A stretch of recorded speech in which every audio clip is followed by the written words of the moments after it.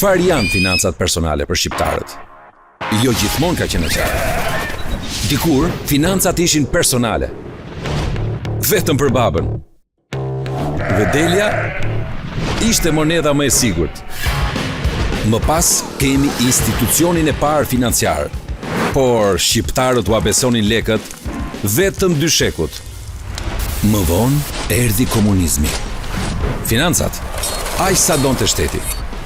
Personale, nëse donte fati. Vitet 90 rikthyen financat personale. Deri diku. Në ato vite, të gjithë kërkuan të kuptojnë çfarë ishte personale. Por edhe si të menaxhonin lekët sakt, të cilat deri vonë ishin herë të reja e herë të vjetra. Por në 2015 gjithçka ndryshoi. Një vizion i ri për paranë erdhi nga Estonia dhe Jute hapi dyert në Tiranë, duke i dhënë një forcë të re lirisë edhe në ditët më të vështira, nga Shqipëria deri në Ukrainë. Përmes teknologjisë dhe inovacionit, shqiptarët lehtësuan jetën e tyre dhe bizneset shtuan klientët e kënaqur.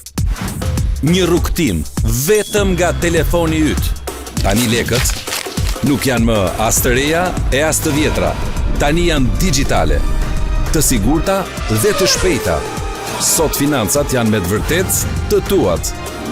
Për çdo pasion, çdo dëshirë, çdo ëndër,